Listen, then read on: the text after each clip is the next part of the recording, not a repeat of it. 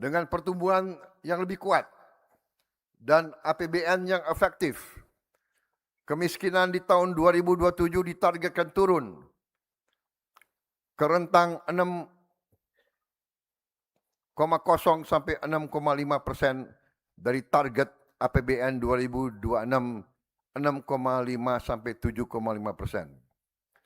Tingkat pengangguran terbuka tahun 2027 ditargetkan turun ke rentang 4,30 sampai 4,87%. Turun dari 4,44 sampai 4,96% di tahun 2026. Rasio Gini kita targetkan membaik menjadi 0,362 sampai 0,367 dari target tahun ini 0,377 sampai 0,380. Dan indeks modal manusia meningkat menjadi 0,575. Angka-angka tersebut akan kita jaga dengan reformasi fiskal yang holistik dan konsisten. Pendapatan negara kita dorong lebih optimal. Kebocoran penerimaan harus diminimalisasi. Efisiensi belanja harus terus kita lanjutkan.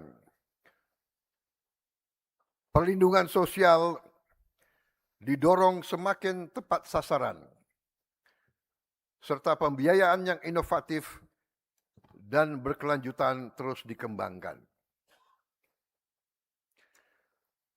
Saudara-saudara sekalian, angka-angka APBN kita sangat bergantung dengan angka-angka makroekonomi kita. Angka-angka makroekonomi kita sangat bergantung dari kualitas data yang dikumpulkan oleh Badan Pusat Statistik kita. Saya mendapat laporan sudah lebih dari 10 tahun kita belum melakukan rebasing atau pembaharuan cara kita menghitung berapa sebenarnya aktivitas ekonomi yang terjadi di negara kita. Oleh karena itu, sensus ekonomi yang sekarang dijalankan sampai akhir bulan Agustus 2026 yang dilakukan oleh 251.000 petugas sensus bekerja di seluruh desa-desa kita perlu kita pastikan berhasil. Saya minta agar saudara-saudara sekalian, wakil-wakil rakyat dan seluruh rakyat Indonesia yang sedang mendengarkan pidato saya saat ini, saya minta agar saudara-saudara tidak hanya mengisi formulir sensus dengan sejujur-jujurnya, tapi juga mengajak semua orang untuk ikut mengisi dengan sejujur-jujurnya. Data yang dikumpulkan BPS dari sensus ekonomi tidak akan digunakan untuk mengejar kekayaan atau pendapatan pribadi yang dilaporkan. Data dari sensus ekonomi akan digunakan untuk kita bisa lebih tepat menyusun kebijakan dan anggaran. Sebagai contoh di RAPBN 2027, kita mengasumsikan besar PDB kita mencapai 27.987 triliun rupiah. Jika pembiayaan sebesar 671,2 triliun rupiah, maka defisit APBN sebesar 2,40% terhadap PDB. Tapi jika ternyata PDB kita lebih besar, yang banyak lembaga internasional mengatakan seperti itu, maka defisit kita akan jauh lebih kecil. Selain itu, pembaharuan data tunggal sosial dan ekonomi nasional atau DTSEN juga akan kita lakukan dari hasil sensus ekonomi tahun 2026 ini. Karena itu sensus ekonomi ini sangat penting. Saudara-saudara sekalian, Disiplin fiskal tidak berhenti ketika anggaran disahkan. Disiplin fiskal harus hadir sampai pada eksekusi setiap rupiah yang dibelanjakan.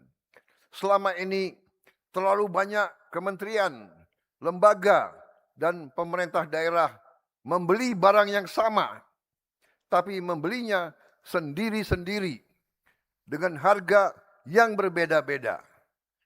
Spesifikasinya sama, tapi karena prosesnya berulang dan mungkin berbeda-beda, jumlahnya terpecah, daya tawar negara menjadi lemah.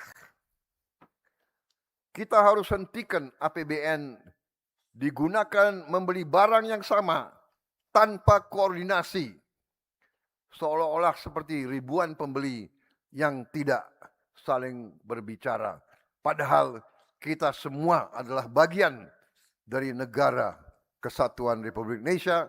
Kita apakah pemerintah pusat, pemerintah daerah, atau pemerintah kabupaten kota, kita adalah pemerintah Republik Indonesia.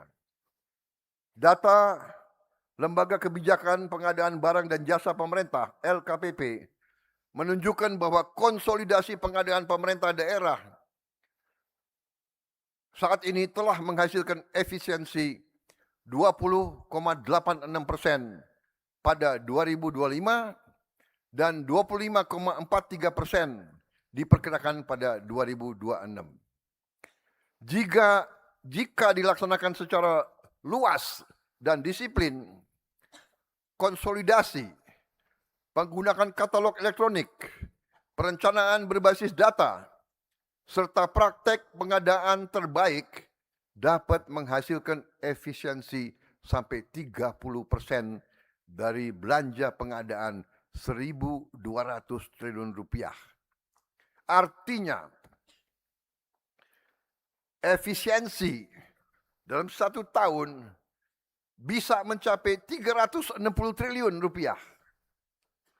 Kita bisa bayangkan 20 miliar dolar. Ini bukan angka yang kecil.